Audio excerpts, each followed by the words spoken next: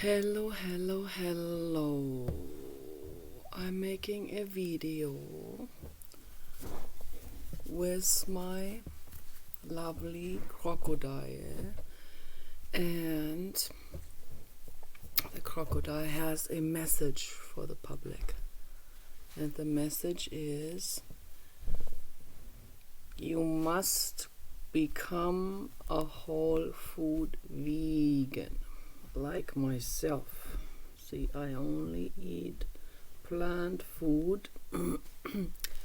It sounds crazy for a crocodile, but I do. Yes.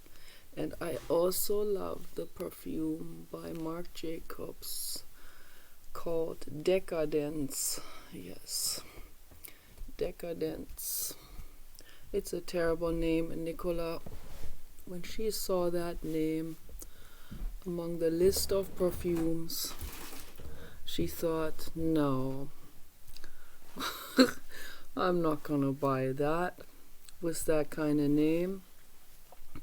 But then there is this guy Jeremy Fragrance, and he showed the actual perfume bottle of that perfume, of the actual perfume from Marc Jacobs.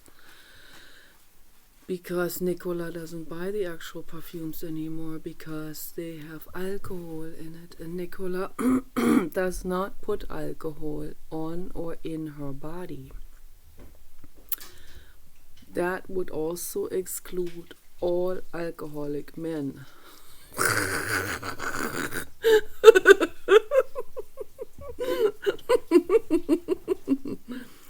Yes, and then when she saw that perfume bottle, because that perfume bottle is shaped like a fake crocodile leather bag for ladies, and when Jeremy said that this is for the CEO lady, this is not for the corrupt corporations. This is for the CEO lady who is in charge of PETA, People for the Ethical Treatment of Animals, or maybe Lush Cosmetics, Dr. Hauschka, Veleda. What else? Wet and Wild. That's a real good company. They do not test their products or their ingredients on animals. That is cruelty free. Okay.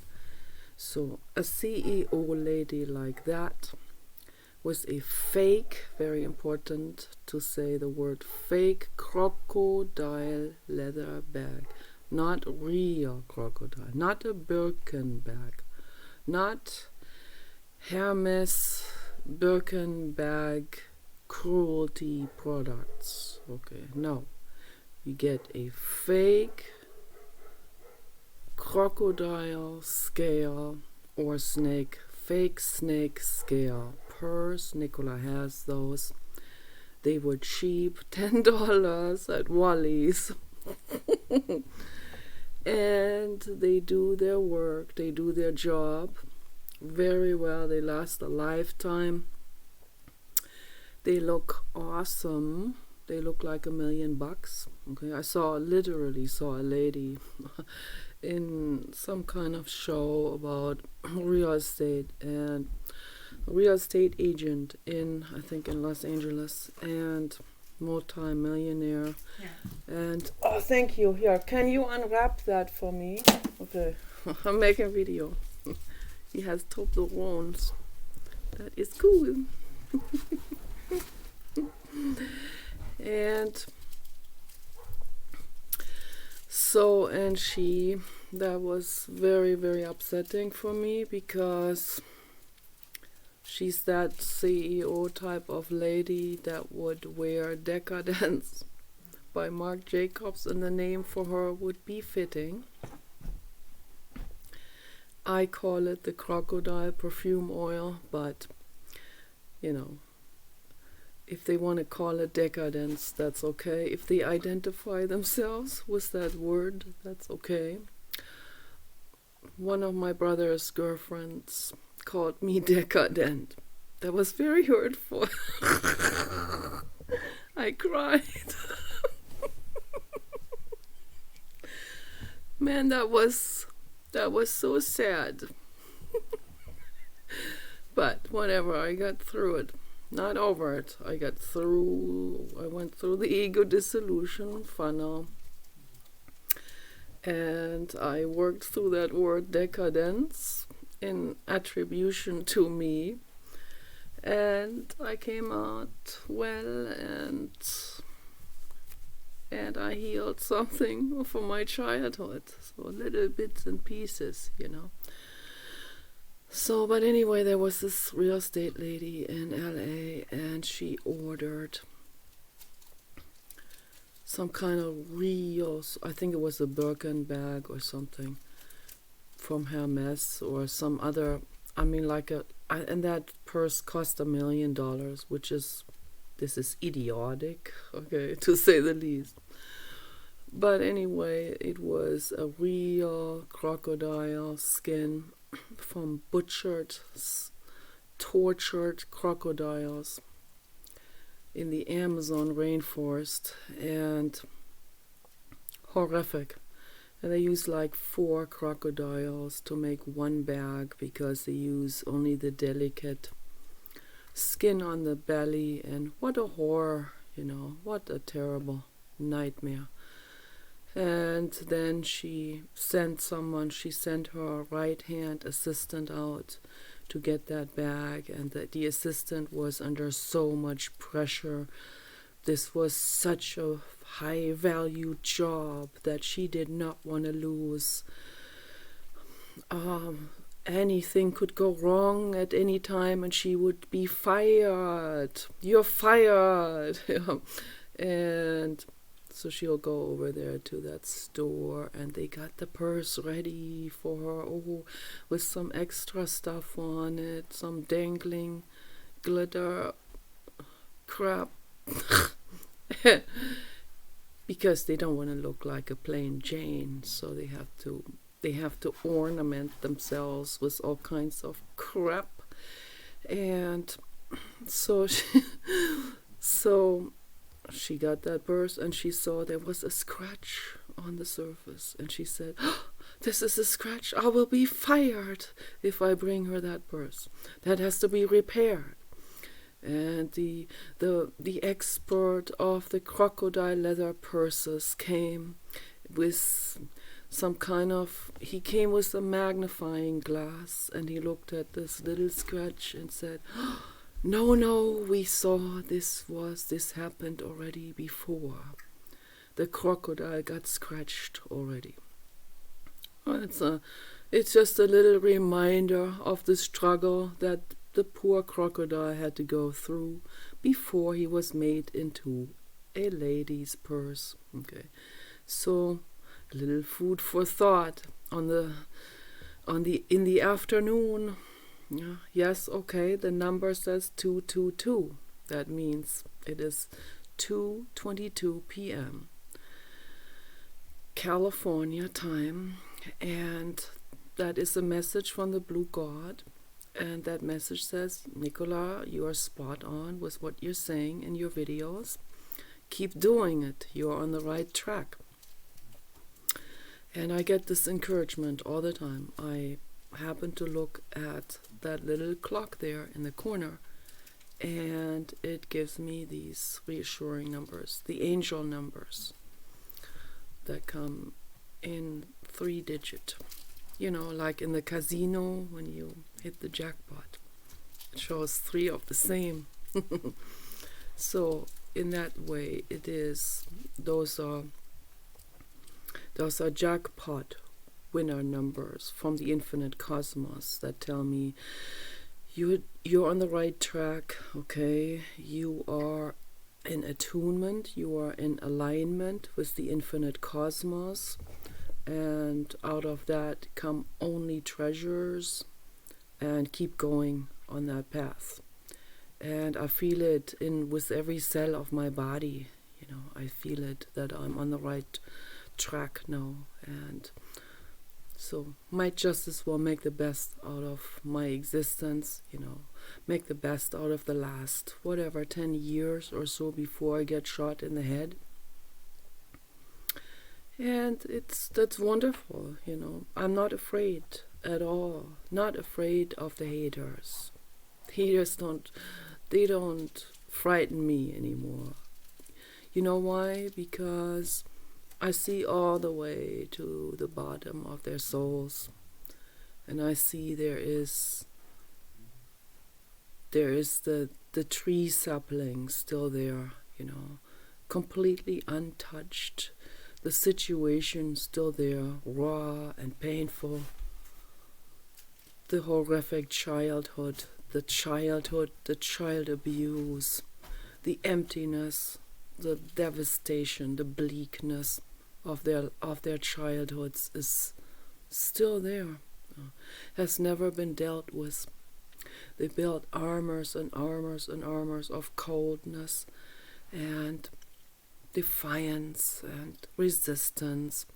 They built like walls and fortresses around that inner child. And that's what the ego does. The ego wants to engulf that inner child and protect it. But by doing that, it freezes it in. It doesn't allow it to express any emotions, show any emotions ever, because their society has told them, you better never show any weakness ever. And I see all of that in the chat room. Okay, this doesn't only pertain to one demographic. It pertains to most societies around the world in regards to males. So that's what the males do. The female haters, they are so mellow compared to those. The female haters, they're not even really. I met one woman once who was proud of being a psychopath, but then she said a couple of things to me that revealed that the psychopath thing didn't go very far with her at all. There was actually a shivering child right underneath the surface. They didn't even bury that her ego didn't bury it very deep, not like the males from the certain demographics were around the world, particularly from the Muslim communities. They have buried it where they would not even recognize that inner child anymore. They're running away really fast with the religion, with their society, with the peer pressure, with the shame and the pride. Shame and pride, again, it's the same thing, the same energetic vibration. It's just a defense mechanism. Pride is a defense mechanism against shame. We need to dissolve the entire thing, okay? There's no use for pride, there's no use for shame either. Okay, there's so much shame around sexuality. It makes me so sad when I see that. But that's why I bring it up. That's why I bring up the subject.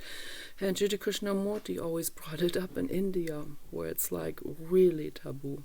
He said he deliberately brings it up in India, and he makes sure to talk about it in every one of his conversations and talks in India in particular, because they have barricaded themselves into some kind of religious piousness, some kind of religious prudity that vibrates on the same frequency as pride. And I've seen this also in evangelical communities. Definitely my parents who come from that camp, but think they are no longer a part of it, but they still are in their heads. That thing doesn't go away until they would meditate on it and really understand it from the inside out. Not just on the surface, not just adding something else, adding prestige, the prestige thing. And yeah, we love modern art. We're not evangelicals.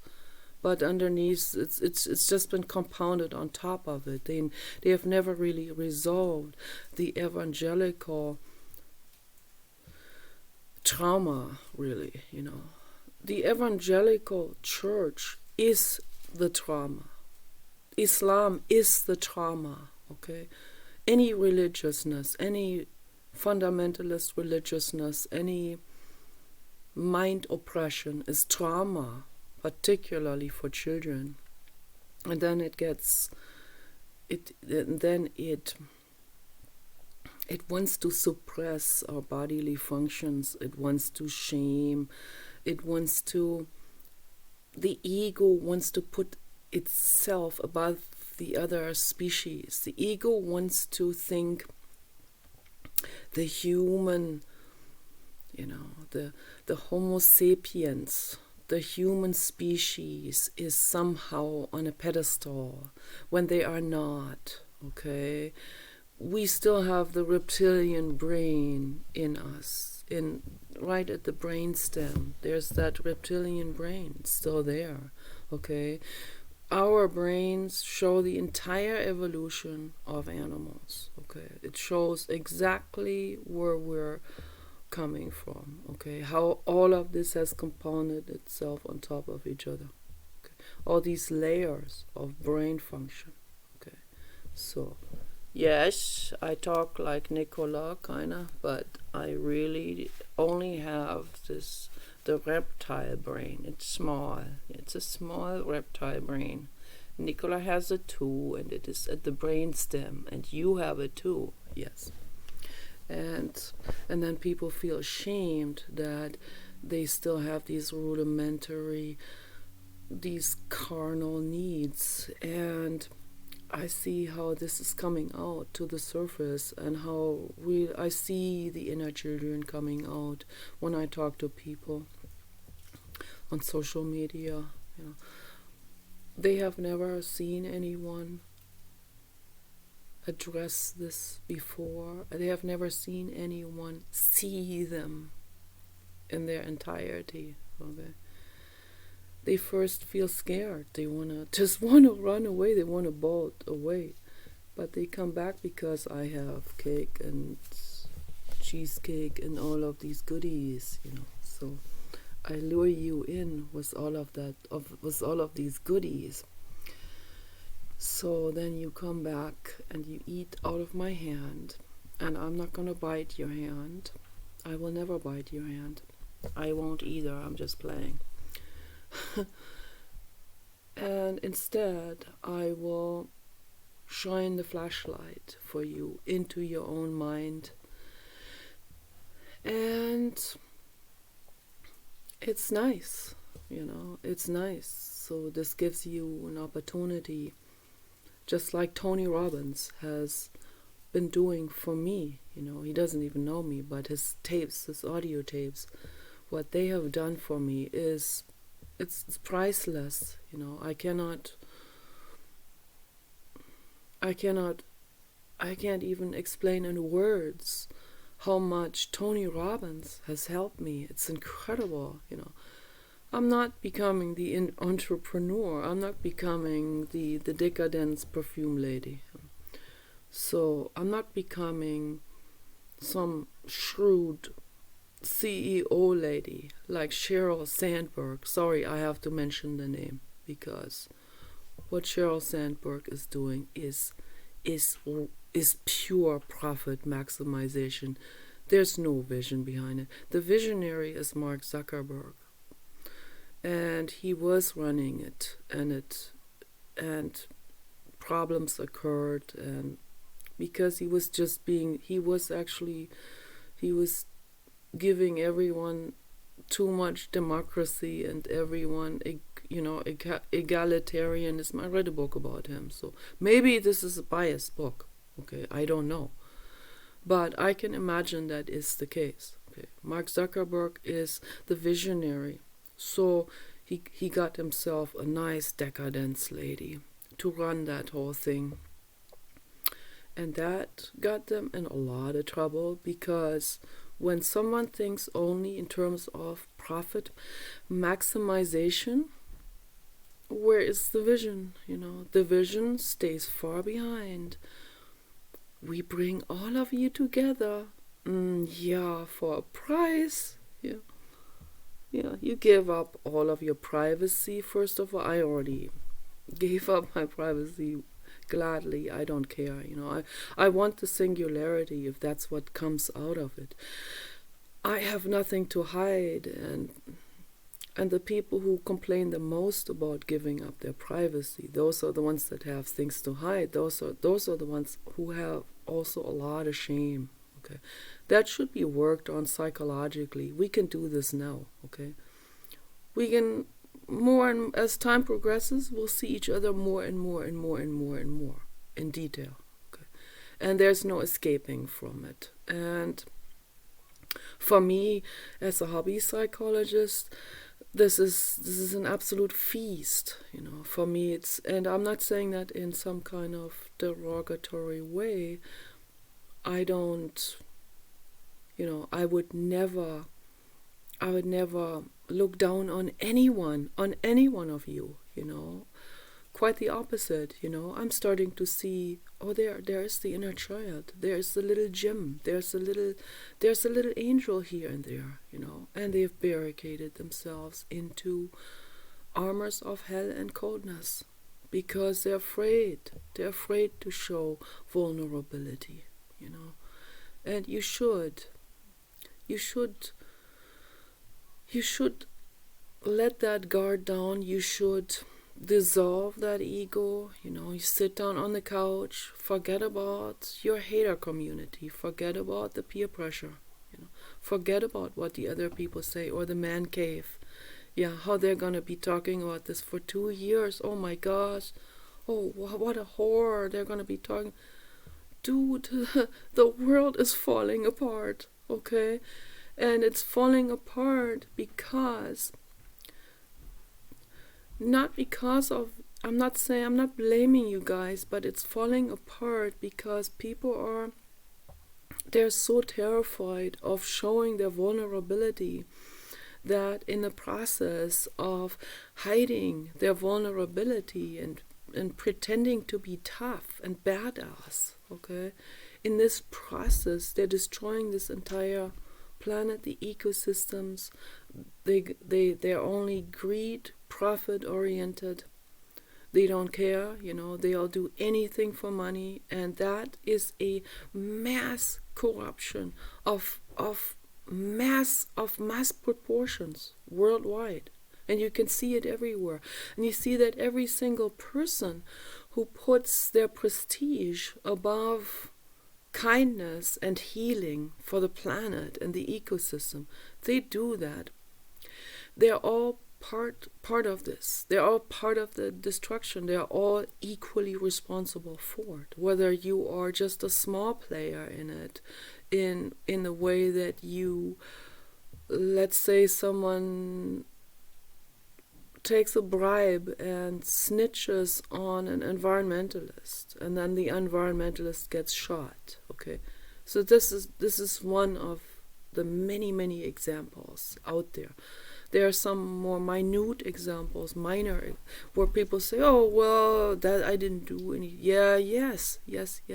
If you choose the money over the right thing, you are part of it. It wouldn't matter how benign this act was or the outcome of that process. It could have just caused, let's say, caused Joe Biden to win, or let's say it caused the fur industry to get away with murder and torture, by you holding the other cheek, by you looking the other way, by you taking the bribe, by you putting your fame above the right thing, doing the right thing, you know. You putting your fame or your prestige or your money or the quick money, you're putting that above compassion. Okay, so that's what I'm talking about. And every single one, every single player, and every single chess figure, every single queen, king, runner, tower, horse, vacuum cleaner, and pawn is part of this worldwide corruption. Okay, and the earth's suffering. Okay, every single one is part of this. You can turn it around, and you can sit down on your couch and you can do meditation. You can do the inwardness process, and you can say, it stops with me. That corruption process, this enormous suffering that's going on in the world, it stops with me right now. I'm not going to be part of it anymore. I'm not going to buy a real crocodile leather purse. I'm not going to buy leather anymore. I'm not going to eat meat anymore. So it starts with you to end that suffering that's happening worldwide. Okay, it starts with you. The crocodile suffers. You know, he has neurons just like we have. Okay, pain and everything.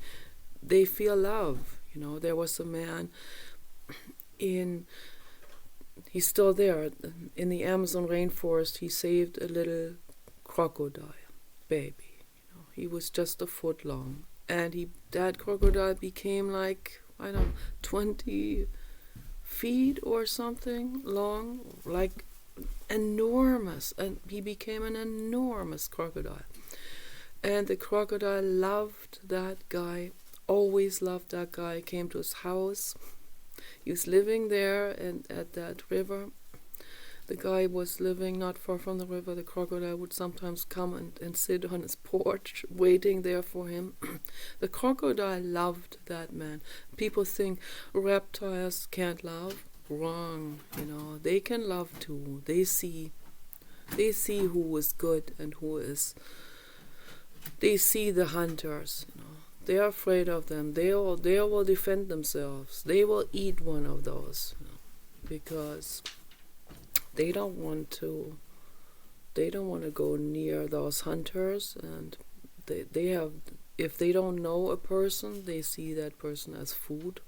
Same with the other animals, they have to eat. But the big crocodile, his name was Pocho. Pocho lived for 40 years. Lived a long life. He was so grateful, and then he died from old age. That's what they said. I don't know. He may have been killed by a poacher. Nobody really knows the real, true story about it. So, but it could be for real that he died from old age, and because they were actually carrying this real large crocodile. And they did a burial ceremony with him. They treated him just like one of their humans who lived in that community. And I thought that was really nice. And I hope this was not just for show. I hope this was real. I hope that Pocho did not get poached. Pocho, you know, the name already. Pocho does not want to get poached by the poachers, by the hunters, you know. So, and this man was nice. He acted on the infinite cosmos, on compassion, when he rescued that baby crocodile and nursed him to health and gave him a whole full life. And they danced together. They twirled around each other in that river, in that warm water. Must have been amazing. So that's compassion, okay? You guys take care. Bye-bye.